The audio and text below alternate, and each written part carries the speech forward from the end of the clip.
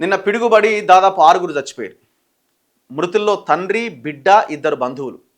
ఎంత ఘోరం చూడండి. అసలు ఈ పిడుగులు ఎందుకు పడుతున్నాయి? పిడుగులు పడే సమయంలో ఎట్లా మనం జాగ్రత్తలు తీసుకోవాలి? ఏ ప్లేస్లో మనం కూర్చుంటే, ఏ ప్లేస్లో ఉంటే మనకి పిడుగులు పడవు మన మీద అన్నది ప్రజలకు అవగాహన కల్పించాలి.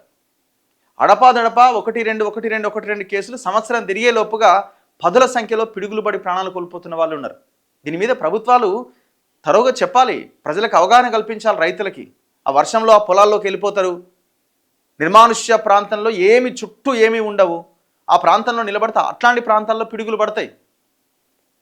ఏదైనా ఒక వర్షం స్టార్ట్ అవుతుంది అని అన్నప్పుడే వెంటనే ఏదైనా ఒక షెడ్డో లేకపోతే ఇంకో దాంట్లోకి వెళ్ళి అక్కడ ఉండిపోవాలి.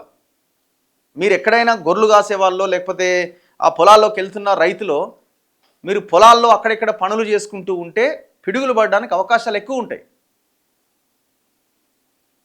చెట్ల కిందికి పోయినా అదే పరిస్థితి. పిడుగులకు 6 బలి. మృతుల్లో తండ్రి, బిడ్డ, ఇద్దరు బంధువులట. పత్తి విత్తనాలు వేసేందుకు వెళ్ళిన ఫ్యామిలీ మెంబర్లు, కూలీలు. ఒక్కసారిగా వర్షం పడడంతో అందరూ చెట్టు కిందికి పోయిరట. చెట్టు మీద పిడుగు పడడంతో 4 చచ్చిపోయారు. ఏ చెట్టు మీద అయితే పిడుగు పడ్డదో ఆ చెట్టు కిందికే వెళ్ళిపోయారు. అసలు చెట్ల కిందికి పొరపాటును కూడా పోవద్దు. మరో గ్రామంలో పొలంలో పిడుగుపడి 2 చచ్చిపోయారు. ఆదిలాబాద్ జిల్లాలో విషాదం. ఎంత మాటలకు అందని విషాదం ఇది.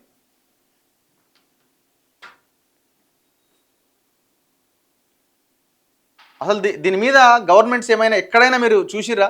పిడుగుల మీద అవగాహననో రైతులకు ఏమైనా చెప్పే ప్రయత్నం ఎక్కడైనా?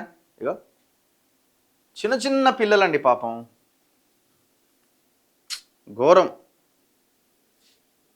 వీళ్ళు చికిత్స పొందుతున్నారట. ఆదిలాబాద్ జిల్లాలో తీవ్ర విషాదం నెలకొంది. పిడుగులు పడి ఒకే రోజు 6 చనిపోయారు. వీరిలో ఒకే కుటుంబానికి చెందిన 4 ఉన్నారు.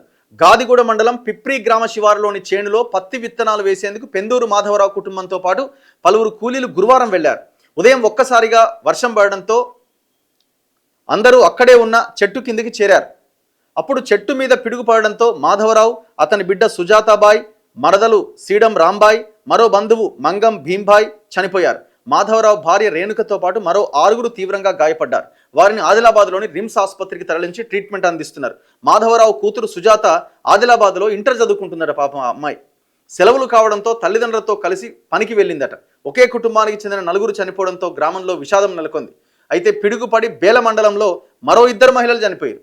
సాంగిడి గ్రామంలో వ్యవసాయ పనులు చేస్తుండగా పిడుగుపడి కూలీలు సొంకాస గ్రామానికి చెందిన కోవ సునీత, సాంగిడి గ్రామానికి చెందిన గడం నందిని చనిపోయారు. వాళ్ళ వయసు ఇద్దరిది 40 సంవత్సరాలు.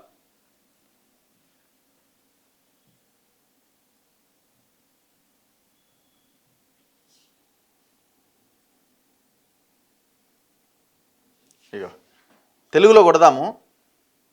చాలా డేటా ఉంటుంది మనకి సోషల్ దీంట్లో కూడా. మీరు యూట్యూబ్లో చూసినా చాలామంది ఎక్స్పర్ట్స్ దీని మీద మాట్లాడిన వాళ్ళు చాలామంది ఉన్నారు.